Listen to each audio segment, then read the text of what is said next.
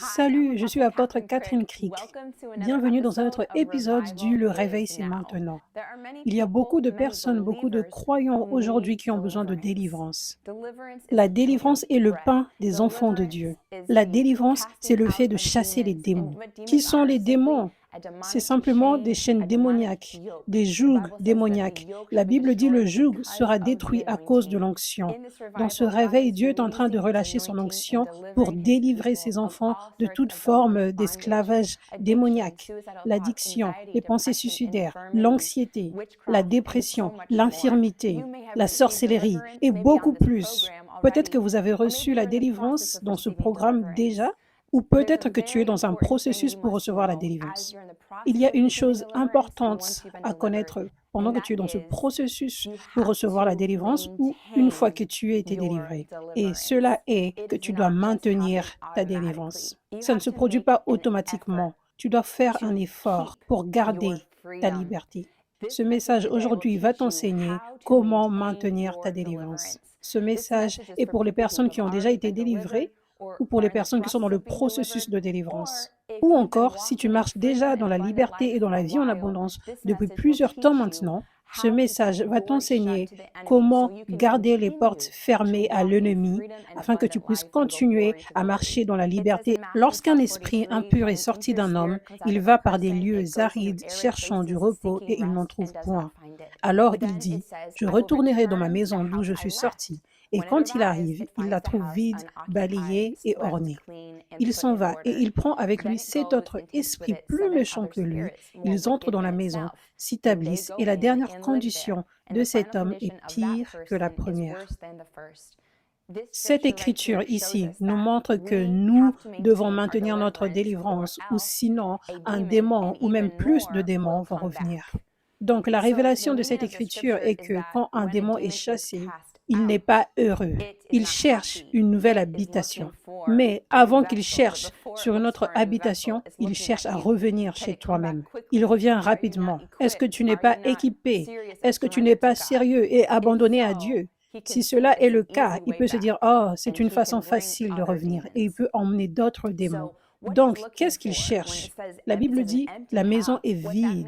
Qu'est-ce que cela signifie? Cela signifie que lorsqu'un démon est chassé, le démon cherche à voir si cette personne s'est remplie du Saint-Esprit, que la personne ait déjà accepté Jésus dans sa vie ou non. Les démons cherchent à voir est-ce que cette personne est remplie. Maintenant, quand tu donnes ta vie à Jésus, le Saint-Esprit vient immédiatement habiter à l'intérieur de toi. Ton esprit devient un avec lui, mais tu n'es pas automatiquement rempli partout à déborder comme Dieu veut que ce soit pour toi au moment où tu donnes ta vie à Jésus. Cela t'appartient de donner à Dieu la permission pour qu'il écrase ton âme, ta chair, tes désirs humains et que tu autorises au Saint-Esprit de déborder sur toi. Une personne qui est remplie du Saint-Esprit est une personne qui a été transformée par Dieu. Ses paroles, ses actions, ses pensées sont saintes. En passant, est-ce que les chrétiens qui marchent dans la puissance de Dieu chassent les démons? Est-ce qu'ils devraient être sûrs que la personne a déjà accepté Jésus dans sa vie ou non avant de chasser le démon? Non, pas nécessairement. La plupart du temps, les gens qui reçoivent la délivrance, que vous ne le croyez ou non, sont des chrétiens. Oui, les chrétiens peuvent avoir les démons. J'avais parlé de ça dans un précédent épisode. Tu peux voir cela sur cette playlist. Un démon ne peut pas toucher ton esprit, mais il peut vivre dans ton âme. Par exemple, une addiction, c'est clairement un esprit mauvais. C'est clairement un esprit démoniaque qui est dans l'âme, dans la chair, qui doit être chassé. Donc, un chrétien peut avoir une addiction et il va essayer plein de choses pour faire en sorte que l'addiction s'arrête. Cela ne va pas partir. C'est parce que c'est un esprit démoniaque qui est en eux. Et ils ont besoin de délivrance. Ils ont besoin que cela soit chassé d'eux. Donc, la plupart des personnes qui reçoivent la délivrance sont des chrétiens parce que Dieu ne se force pas. Et pour chasser les démons, cela doit se faire dans ton territoire, dans ton domaine. Tu ne peux pas juste aller voir chaque personne et être comme « Démons, quittez chaque personne ici, parce que beaucoup de personnes veulent garder leurs démons. Beaucoup de personnes ne veulent pas abandonner leurs démons. Et la délivrance est le pain des enfants, la Bible dit. La délivrance fait partie de l'héritage des enfants de Dieu. Donc, tu dois au moins montrer un certain intérêt que tu veux que Jésus vienne te délivrer, que Jésus fasse ce qu'il veut dans ta vie, pour que Jésus puisse venir et te délivrer. Donc, la plupart du temps, la délivrance se produit dans l'Église ou dans des événements de réveil, où les gens savent que ceci est un service chrétien. C'est un événement chrétien la plupart du temps. Donc, les gens viennent dans ces événements et ils sont au moins ouverts un peu à Jésus. Et ça, c'est juste ce que Jésus veut, que les gens soient ouverts. Lorsque vous voyez Jésus servir les gens dans les évangiles, les gens ne le connaissaient pas encore et il se présentait. Comment il a fait pour se présenter? Il ne disait pas « Je veux que tout le monde ici confesse que je suis Seigneur et Sauveur avant que je puisse chasser un démon dans votre vie. » Il n'avait pas fait cela. Il avait parlé du royaume de Dieu. Ensuite, il démontrait son amour au travers de sa puissance, ce qui incluait la délivrance et la guérison. Et c'est la bonté de Dieu qui mène à la repentance. Les gens doivent rencontrer Dieu premièrement pour expérimenter sa bonté. Le royaume de Dieu n'est pas une affaire de parole, mais de puissance. Donc les gens ont besoin d'expérimenter sa puissance pour être en mesure d'expérimenter son amour, pour être en mesure de vouloir s'abandonner à Dieu. Donc, la plupart du temps, quand une personne est délivrée, l'expérience d'avoir été délivrée, cette expérience d'être passé des oppressions à la liberté, de la mort à la vie, de l'agonie à une joie abondante et à la paix, ça, c'est ce qui ouvre leurs yeux dans le monde spirituel, que Jésus les aime et qu'il est tellement réel et qu'il est Seigneur des Seigneurs. Alors oui, je veux lui donner ma vie. Donc, c'est vraiment important qu'on ne retienne pas la délivrance pour les personnes qui, à nos yeux, n'ont pas donné leur vie à Jésus. Il y a des personnes, en passant, beaucoup de personnes qui acceptent Jésus en tant que Seigneur et Sauveur, mais qui ne sont même pas abandonnés. Ça, c'était moi avant. J'avais accepté Jésus en tant que Seigneur, mais je n'avais jamais rencontré la puissance de Dieu. Quand j'ai rencontré la puissance de Dieu, ça, c'est ce qui a fait en sorte que je voulais m'abandonner. Il y a beaucoup de chrétiens même aujourd'hui que tu vas servir, et la plupart d'entre eux, ils ne sont même pas abandonnés à Dieu, mais c'est la rencontre avec Jésus, la délivrance, qui va les conduire à s'abandonner parce que leurs yeux vont s'ouvrir sur l'amour de Dieu comme jamais auparavant. Donc, quand quelqu'un vient dans une église, par exemple, ça montre que la personne est ouverte. Peut-être que la personne ne va pas être comme « Oh, j'abandonne tout à Dieu », mais la personne est au moins ouverte. Littéralement, la personne se met dans le territoire de Jésus-Christ pour que Jésus fasse quelque chose dans leur vie. Donc, cela donne une permission à Dieu pour qu'il vienne et pour qu'il délivre ensuite. Donc, je peux servir chaque personne qui est venue dans l'église. Je ne vais pas dire « Non, attends, avant que je chasse le démon qui est en toi, est-ce que tu as donné ta vie à Jésus? » Non. Et aussi, c'est peut-être pas toujours dans une église. Pour vous, par exemple, votre domaine d'autorité sera n'importe quelle personne qui vous donne sa volonté libre pour prier pour elle. Peut-être que c'est un collègue, un ami, vous avez une conversation et cette personne passe par beaucoup de dépression et tu parles à cette personne de Jésus, de comment Jésus peut la libérer. Et cette personne te dit que je suis ouverte et je veux cette liberté de la part de Jésus. Donc tu peux leur demander ensuite, est-ce que je peux prier pour toi? Est-ce que tu veux que je prie pour toi? Si cette personne te dit oui, ça c'est ton domaine d'autorité. Donc ça peut se produire de cette façon aussi. Jésus fait toute chose pour une personne qui vient vers lui. Donc, quand un démon est chassé d'une personne, cette personne, peut-être qu'elle vient tout juste de rencontrer la puissance de Dieu et elle doit prendre une décision pour donner sa vie à Jésus. Si cette personne ne le fait pas, les démons vont revenir. Ça, c'est le choix de la personne. Et nous, en tant que serviteurs de Dieu qui chassons des démons, nous devons laisser aux personnes ce choix. Nous devons faire notre travail qui est de montrer la puissance de Dieu et de chasser les démons. Et ensuite, il faut laisser aux personnes décider. La plupart des personnes vont se rendre compte que Jésus est irrésistible quand ils le rencontrent dans ce moment de délivrance, de puissance. Et ça, ce sera la chose qui va leur sauver, la chose qui va faire en sorte qu'ils donnent leur vie à Jésus. Et certaines personnes auront déjà accepté Jésus en tant que Seigneur et Sauveur. Et par la suite, ils reçoivent une délivrance. Ces personnes-là avaient déjà le Saint-Esprit en eux, mais elles doivent faire une décision de s'abandonner. Ça, c'est la première étape pour maintenir la délivrance. Parce que si tu ne t'abandonnes pas totalement à Dieu, il va y avoir, d'une certaine façon, une porte ouverte au diable. S'abandonner signifie donner toute ta vie à Jésus, le laisser prendre le contrôle de ta vie, retirer ta volonté. Cela inclut beaucoup de choses, oui. Cela inclut tes rêves, tes préférences, beaucoup de choses. Mais Dieu te demande de tout lui donner et que tu autorises à sa volonté d'être faite. Donc s'abandonner, ça signifie tout donner, donner toute ta vie à Jésus, ta volonté, tes rêves, tes plans, tout ce qui t'appartient. Et également obéir à ses commandements, à la parole de Dieu. Fais ce qui est dit dans la parole de Dieu. Donc la première étape pour maintenir ta délivrance, c'est de t'abandonner à Jésus. Donc une fois que tu t'es abandonné à Dieu et que tu fais des actions dans cet abandon, tu vis chaque jour dans cet abandon, où chaque jour tu crucifies ta chair, tu prends ta propre croix et tu suis Jésus. Quand ta volonté est tellement forte, mais que Dieu te dit non, ma volonté est différente, tu crucifies ta chair, tu dénies ta propre volonté. Et numéro 2, quotidiennement, passer du temps dans la lecture de la parole de Dieu. Méditer dans la parole de Dieu, appliquer la parole de Dieu. Pendant que tu fais ces choses, ça, c'est comme cela que le Saint-Esprit va commencer à te remplir plus et plus encore. Ça dit, le démon cherche une maison vide. Et l'opposé de cela, ce qui fait en sorte qu'il ne revienne pas, c'est qu'il voit que tu es rempli, rempli du Saint-Esprit. Donc, ça, c'est ce que je vous enseigne, comment être rempli du Saint-Esprit. Comment faire en sorte que le Saint-Esprit remplisse chaque partie de ton existence jusqu'à déborder. Alors que tu as pris cette décision et que chaque jour, tu te rappelles, je suis une personne abandonnée à Jésus. Et tu vis dans cette vérité. Tu te rappelles, tu vis dans cette vérité. Les choses vont commencer à venir dans ta vie naturellement. Naturellement, le Saint-Esprit va commencer à te remplir et à te transformer plus et plus encore. Une partie de l'abandon inclut des changements dans ta vie. Des changements par rapport à ce que tu faisais avant. Fermer des portes est vraiment important. Fermer les portes qui ont été ouvertes. Se débarrasser des portes que tu avais déjà ouvertes dans ta vie.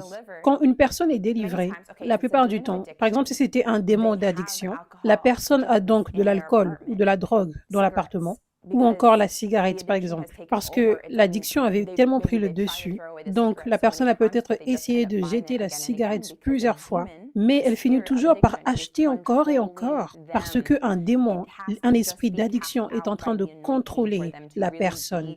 Ce démon doit juste être chassé par l'onction pour que la personne soit réellement libre. C'est pour cela que vous entendez des gens aller dans des thérapies encore et encore et encore. Pourquoi? Oui. Tu peux retirer l'alcool et la drogue de la vie de cette personne. Mais ce démon, cet esprit démoniaque sera toujours là. Il est juste un peu endormi. Et le moment où la personne sort de cette thérapie, cet esprit mauvais va se réveiller encore puissamment en lui disant, tu dois aller acheter de l'alcool, tu dois aller acheter de la drogue. Mais l'onction détruit les jougs, les chaînes. Donc quand tu es délivré, ce démon est littéralement chassé. Il n'est pas juste couvert un tout petit peu, mais il est chassé hors de toi complètement. Donc avant, tu te sentais comme « Oh, je veux mourir si je n'ai pas la cigarette, l'alcool tous les jours. » Maintenant, tu n'as même plus le désir pour cela. Il y a une femme qui était venue dans un des événements de réveil que je conduisais et Dieu l'avait délivrée. Cette femme était addicte depuis 15 ans à la cigarette et elle était venue à cet événement et elle était juste dans la foule. Et 3 jours plus tard, elle est allée fumer une cigarette et elle a repoussé la cigarette. C'était dégoûtant pour elle. Je n'ai jamais fumé une cigarette de ma vie, mais si auparavant je fumais la cigarette, je veux dire c'est comme ça pour la plupart des personnes. Ce que j'ai entendu, c'est que le goût est vraiment dégoûtant. Moi, je ne peux même pas supporter l'odeur. Et je sais que c'est mauvais, ça peut causer du cancer, ça peut détruire tes poumons et tout ça. Et même ça apporte une addiction, donc c'est juste dégoûtant pour moi. Et donc, immédiatement, elle est devenue comme moi qui n'avais jamais fumé une cigarette. Donc, en d'autres termes, elle était complètement libérée. Donc, le démon était complètement parti. Elle était devenue une personne complètement libre, comme si elle n'avait jamais fumé de la cigarette de sa vie. Parce que son corps lui disait « Oh non, ça c'est dégoûtant ». Donc, quand tu es libéré, c'est vraiment important que tu fermes les portes. Si tu as été délivré d'une addiction à la cigarette, d'une addiction à l'alcool, à la drogue, le moment où tu arrives dans ta maison, quand tu sors de cet événement, de ces services, tu dois aller et jeter toutes les choses. Jette-les hors de ta maison. Ne les mets même pas dans une poubelle dans la maison. Fais tout sortir. Ça, c'est vraiment important parce que le diable est un menteur. Et il est vraiment en colère parce que tu es libre. Et donc, il y a une stratégie qu'il utilise. En fait, il peut venir avec des mensonges en te disant, vas-y, juste prends une petite dose. Vas-y, tu peux fumer juste un tout petit peu. Et donc, parce que tu as été libéré, il n'y a plus de contrôle intérieur. Mais une voix peut venir comme une tentation. Avant, tu étais contrôlé. C'était plus que juste une tentation ou une voix qui vient te parler. Mais maintenant, ça devient juste une voix, une tentation. Mais tu n'as pas besoin de ça. Tu veux être protégé dans le monde spirituel. Tu veux fermer toutes les portes pour qu'il n'y ait aucune chance qu'un démon revienne encore. Donc, jette tout ce que tu as complètement. Pareil pour la pornographie. Si tu avais une addiction à la pornographie, jette toutes ces choses. Supprime tout ça de ton ordinateur et ne va même plus regarder ces choses encore. Certains films, par exemple. Si tu avais, par exemple, une addiction au sexe, à la pornographie, donc tu as certains films dans ta maison, débarrasse-toi de toutes ces choses complètement. Aussi, Dieu pourrait te délivrer d'un lien d'âme démoniaque, ce qui arrive quand tu as eu une relation que Dieu n'avait pas prévue pour toi. En fait, dès le moment où tu as des relations proches, il y a comme un lien dans l'esprit, même sans penser de façon très spirituelle. Ça, c'est juste le bon sens. Il y a une connexion. Donc, par exemple, si tu es avec un ami tout le temps et il ou elle va te manquer quand elle s'en ira, il y a littéralement une connexion qui est là pour que cela se produise. Donc, dans le monde spirituel, il y a un lien et il y a des bons liens dans le monde spirituel. Il y a des bons liens d'âme, mais également il y a des liens d'âme démoniaques qui font en sorte que tu restes attaché à une personne qui n'est pas soumise à Dieu. Et cela peut être réellement dangereux et cela peut être une façon pour que toi aussi tu restes avec des chaînes. Donc, par exemple, si tu as eu une relation avec une personne qui te contrôlait beaucoup, avant que tu n'aies été délivré, tu pouvais essayer de toutes tes forces pour stopper cette relation, en sachant que non, ça ce n'est pas la volonté de Dieu, en sachant que cette personne est vraiment toxique pour moi. Et tu as vraiment de la douleur, tu es abusé dans cette relation. Mais tu peux avoir essayé tellement de fois d'arrêter cette relation. Mais pour une certaine raison, tu ne pouvais pas. Ou pour une certaine raison, c'est parce qu'en fait, il y a un lien d'âme démoniaque qui te retient avec cette personne. Donc, c'est peut-être pour cela que c'était difficile pour toi pour dire non à cette personne, pour rester fort face à cette personne. Ça, c'est pour cela que tu te sens comme je ne suis pas une personne qui essaye de plaire aux autres, mais cette personne particulièrement, je sens toujours comme si je suis obligée de lui plaire. Tu deviens comme folle ou fou si cette personne est en colère contre toi. Ça, c'est une indication que tu as un lien d'âme démoniaque. Donc, quand tu as été délivré de cela, tu es libre maintenant. Et la chose magnifique, c'est que maintenant, il n'y a rien qui ne te retient pour arrêter cette relation, pour dire non, pour faire ce que Dieu t'appelle à faire. Tu es libre de tout contrôle. Et maintenant, tu es libre de cet esprit d'intimidation. Et maintenant aussi, tu as le Saint-Esprit pour te donner la force de faire des choses difficiles, pour arrêter cette relation qu'il t'emmène à arrêter. Mais désormais, tu dois le faire. Rappelez-vous, je viens de dire que le Saint-Esprit vous donne la force de faire les choses difficiles. Donc, je ne dis pas que c'est facile d'avoir des conversations difficiles, d'arrêter les relations. Ça va probablement être très inconfortable et difficile, mais le Saint-Esprit va te donner la puissance. Mais tu dois être sûr que tu n'es pas en train d'éviter les situations inconfortables, mais que tu es en train de prendre des actions maintenant que tu es libre. Donc, tu dois arrêter la relation, tu dois dire non, peu importe ce que Dieu te demande de faire. Parce que si tu ne le fais pas, tu laisses une porte grandement ouverte pour que les démons reviennent encore, pour que le lien d'âme démoniaque revienne encore dans ta vie. Donc, pour être sûr que tu es rempli du Saint-Esprit, tu dois t'abandonner, tu dois fermer les portes. Et numéro 2, tu dois avoir une relation avec le Saint-Esprit. Fixer tes yeux sur Jésus chaque jour. Reconnaître sa présence, l'inviter dans ta vie au quotidien, lui parler, louer et lire la parole. Ça, ce sont les éléments principaux sur comment avoir une relation avec Dieu. La prière, ce qui signifie parler avec Dieu. J'ai dans cette playlist un message qui concerne la prière, comment prier, comment parler avec Dieu. Mais simplement prier, ça signifie parler avec Dieu. Pas quelque chose de formel, mais simplement parler, communiquer avec ton meilleur ami, ton Père, ton Sauveur. Parler avec Dieu tout au long de ta journée, l'inviter à venir. Pas simplement dire « Ok, je vais l'inclure pendant 20 minutes quand je ferme ma porte de la chambre ». Non, mais l'inclure au quotidien. Deuxièmement, louer Dieu. Louer Dieu au travers de beaucoup d'autres choses, au travers de la musique, ça peut être au travers de la danse, au travers de ton obéissance, au travers de ton service pour lui, au travers de ton amour pour les autres. Tout ça, c'est de la louange envers Dieu. Et troisièmement, au travers de la lecture de la parole de Dieu. Et ne pas lire la parole de Dieu comme un livre textuel, mais inviter le Saint-Esprit à te parler pendant que tu lis la parole de Dieu, afin que la parole devienne réellement en vie, comme Dieu le veut pour toi. Donc le Saint-Esprit souffle son esprit sur la parole et te parle au travers de la parole. Donc lis la parole de Dieu, pas juste pour lire, mais pour entendre la voix de Dieu. Méditer sur la parole. Ne lis pas juste la parole parce que tu as envie de faire la tâche, de faire ta liste de bonnes chrétiennes ou de bons chrétiens, mais réellement lire la parole pour apprendre, pour écouter la voix de Dieu, pour pouvoir grandir. Des fois, ça peut juste être un verset, mais tu as réellement appris quelque chose au travers de ce verset. Tu as entendu Dieu au travers de ce verset. Tu as grandi au travers de ce verset. Lire la parole de Dieu, c'est une chose importante pour te remplir du Saint-Esprit, parce que la parole de Dieu a beaucoup de puissance. La parole de Dieu est Dieu lui-même. Comme c'est écrit dans la Bible, au commencement était la parole. La parole était avec Dieu et la parole était Dieu lui-même.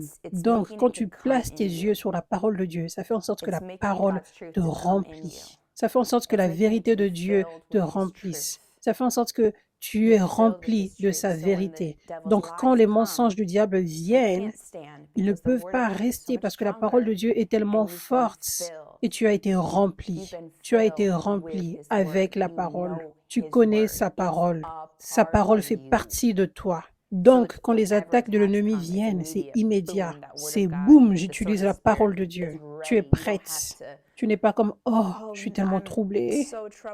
Je ne sais même pas quoi faire. Je ne sais même pas quelle est la vérité. » Et facilement, tu acceptes les mensonges du diable. « Oh, je dois aller dans la parole. Je ne sais même pas qu'est-ce que ça dit. » Non, la parole est déjà en toi. Tu la connais.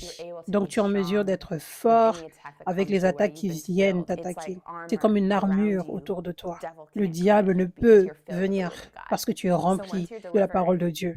Donc, une fois que tu as été délivré, peut-être que tu vas te rendre compte que le diable est en train de t'attaquer avec des mensonges. Il est en colère que tu aies été libéré. Donc, c'est tellement important que tu passes du temps dans la parole au quotidien. Tu peux commencer avec les évangiles. Place tes yeux dessus. Médite cela. Déclare cette vérité avec ta bouche. Et pendant que tu fais cela, tu deviens fort et fort et fort. Et là, tu es en train de maintenir ta délivrance. Si tu as besoin de délivrance, Dieu va te libérer juste maintenant. Au travers de l'écran, Dieu va venir et te délivrer. Je brise tout lien d'âme démoniaque, je brise toute malédiction jetée sur toi, toute malédiction générationnelle. Et je commande tout esprit d'addiction, tout esprit qui est venu au travers de liens d'âme démoniaques, tout esprit de sorcellerie, tout esprit d'anxiété, de dépression. Je commande, chaque esprit mauvais doit te quitter maintenant, au nom de Jésus. Je déclare une liberté complète sur toi et je déclare que toute maladie, toute douleur doit partir, soit guérie complètement au nom de Jésus.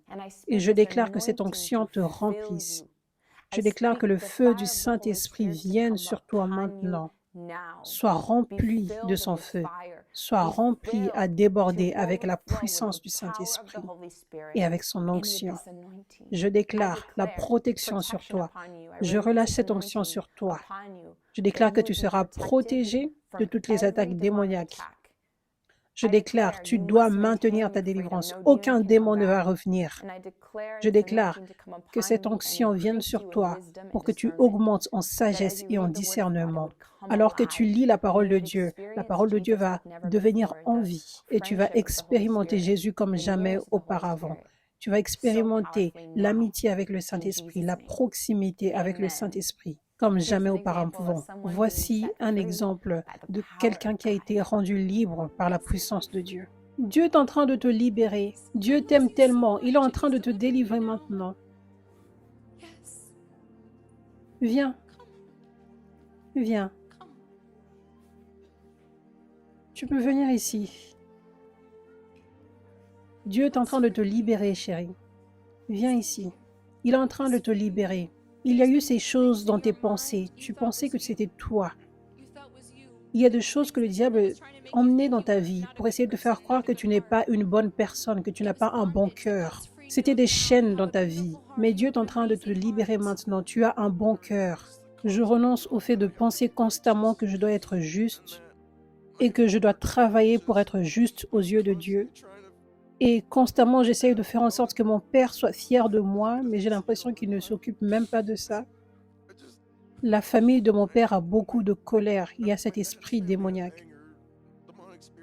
Et je veux juste arrêter cela maintenant. Je te détache de tout ça. À 3, vous tous qui êtes attachés, vous devez partir au nom de Jésus. 1, 2, 3.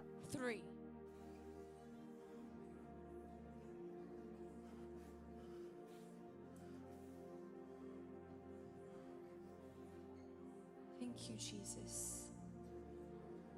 Thank you, Lord. Hallelujah.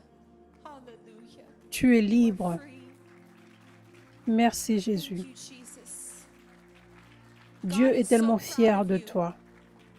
Tu as touché le cœur de Dieu. Tu as plu à Dieu. Dieu est fier de toi. Il a dit, tu fais assez. Tu as un bon cœur. Et maintenant, tu dois te reposer dans ta relation avec Dieu. Juste repose-toi. Repose-toi et aie de l'intimité et de l'amour. Dieu dit, tu fais assez. Il est fier de toi. Tu as un bon cœur. Tu as un cœur pur. Sois rempli de la paix. Sois rempli de la paix et de la joie maintenant au nom de Jésus. Thank you, Jesus. Hallelujah. Praise God. Praise God. Thank you, Jesus. Thank you, Jesus. Je sens littéralement un relâchement dans mes épaules. Je ne me sens plus comme écrasé par un poids. Je ne me sens plus comme en tension. Je suis juste libre. Dans le prochain épisode, je vais continuer d'enseigner sur comment maintenir ta délivrance. Donc, ne manque pas à la deuxième partie de ce message important sur comment maintenir ta délivrance. Merci de m'avoir rejoint. Le réveil, c'est maintenant. Revival is now. Revival is now. Your kingdom is